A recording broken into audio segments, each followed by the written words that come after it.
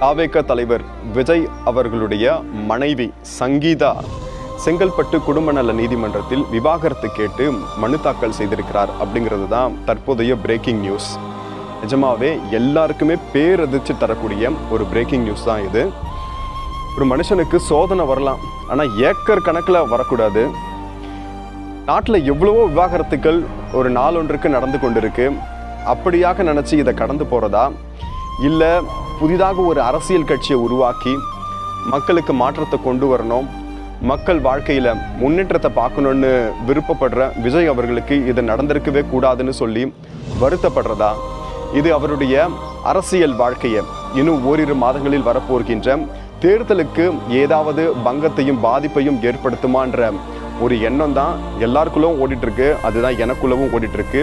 இருந்தாலும் இந்த நிகழ்வும் இப்பொழுது நடந்திருக்கக்கூடாது.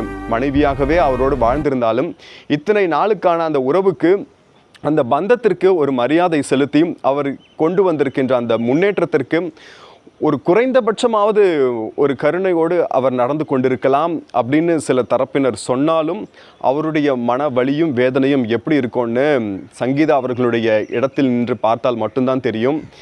எது எப்படியோ இது சுமூகமாக விஜயும் சரி தாவேக தொண்டர்களும் சரி கடந்து செல்லக்கூடிய ஒரு தருணம். தனிப்பட்ட முறையில் விஜயை கடிச்சு வைக்கிறதுக்கு கண்டிப்பாக இப்போ ஒரு கும்பல் கங்கணம் கட்டிட்டு இருக்கோம்.